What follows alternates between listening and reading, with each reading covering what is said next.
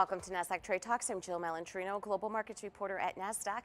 Joining us at the MarketSite studio in Times Square, New York City, we have Nicole Casperson. She's the founder of Fintech is Femme. We're going to discuss how media impacts the future of fintech. Nicole, it is great to see you as always. Welcome back to Trade Talks. Amazing seeing you, Jill. Thank you so much for having me. All right, and you built Fintech is Femme, formerly WT Fintech, yes. one of my favorite names, to amplify the stories of founders in fintech building products for financial inclusivity. Tell us about how storytelling plays a critical role in fintech. Yeah, absolutely. I mean, put simply, the stories we tell matter. When you think about how the average American spends anywhere between 8 to 11 hours a day on average consuming, reading, interacting, and engaging with media, and then you compound that with the fact that over 70,000 thoughts run through the human brain per day, and 95% of those thoughts are repeated. So when you look at it holistically, you can really see how powerful narratives are and how much power that they hold. And the narrative in fintech for women historically has been that there's a pipeline problem or there just aren't enough women building in fintech. And while we know that not to be true, it's really powerful for us in media to ensure that we're creating new narratives to amplify women and diverse leaders. For me, that means centering them into the narrative just as much about news and analysis, just like anything else, as opposed to a sidebar conversation. How does this representation impact funding for female founders? Yeah, well, as we know, venture capital is a futures game. And if we have a present where women aren't equally represented, how can we expect to invest in their future? Interestingly, women are more likely to become entrepreneurs and founders. And women, when they do become entrepreneurs and founders, they are more likely to provide higher returns, right, in those businesses. But there's a disconnect because in fintech, despite these facts, less than 6% of females are CEOs and less than 2% of venture funding goes to women founders. So I believe that media holds so much power in helping to change that narrative. And it's a huge reason why I built Fintech is Femme. And I think one of the fastest ways for us to also get there outside of media representation is also a narrative around creating more opportunities for women through embedded finance and kind of amplifying the opportunities that fintech can bring solutions to other business sectors outside of just finance and technology. So tell us about the last point of amplifying leadership outside of finance and technology. Yeah, well, I think there's a massive opportunity in embedded finance. I recently wrote an article about this.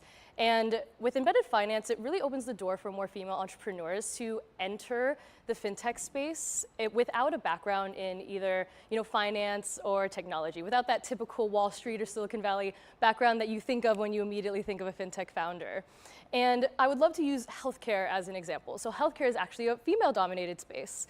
And when women build fintech solutions for the healthcare industry, that really opens the door for more women in that industry to see fintech as an opportunity and even an option, right? And so that's why I think that there's a huge swell and a network effect that can happen when we kind of open those doors to fintech being a solution to industries outside of just traditional finance. Right. So what's another solution to increase media representation for women and for underrepresented communities in fintech? Yeah, I'm a huge proponent of if you do not see yourself represented in media or the narratives, then you need to create your own. So social media is a valuable tool to do this.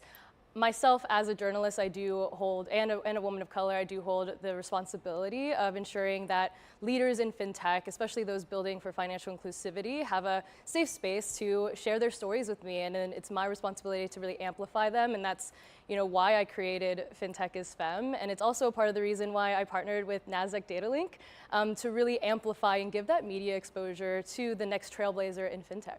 Tell us about the contest and how it came. Yeah, the contest was so exciting. So almost a year ago, I met Nasdaq executive Brandis DeSimone, and she graciously invited me here to the MarketSite. We recorded an episode of my podcast called Humans of Fintech, and I was just in the early stages. My media brand wasn't even a year old. I think it was only like 6 months at the time. And when Brandis invited me here, what it did for me as a female founder, in the fintech space, it really helped me understand the power of my voice. And Brandis really kind of showed me as I talked to her in this historical institution and landmark. It just made me feel kind of that power of elevation. And so we kind of decided to band together Nasdaq and Fintech is Femme so that we could give that same opportunity to another fintech company. Yeah, Brandis is certainly the perfect person to show you how to find your voice. Oh my gosh. What's your final advice for leaders looking to tell their stories? Yeah, the first thing that you should do if you are struggling to tell your story or just finding the confidence to tell your story is to really start with self-reflection. At the end of the day, no one can tell your personal story better than you. It is your gift, it is your secret weapon, and it is your competitive advantage that no one else in the marketplace can have, right? And so when you think about it like that, you know, it really, really is impactful, and we're really seeing a market today where that's what a consumer or any client, right, is attracted to. They want to hear the personal story of a founder. And I would just say that if you ever lack the confidence to do that, just think about Serena Williams, the GOAT, because Serena Williams said it herself, one of my favorite quotes from her, but she looks for founders who are capable of sharing their personal stories and have done that self-reflection. And that's like her number one secret sauce for the founder she looks for before she invests in her play to win strategy. Amazing. All right, Nicole, great to see you as always. Thanks for Yes, joining us on thank Trade you. Talks. And thanks for joining me. I'm Jill Malandrino, Global Markets Reporter at Nasdaq.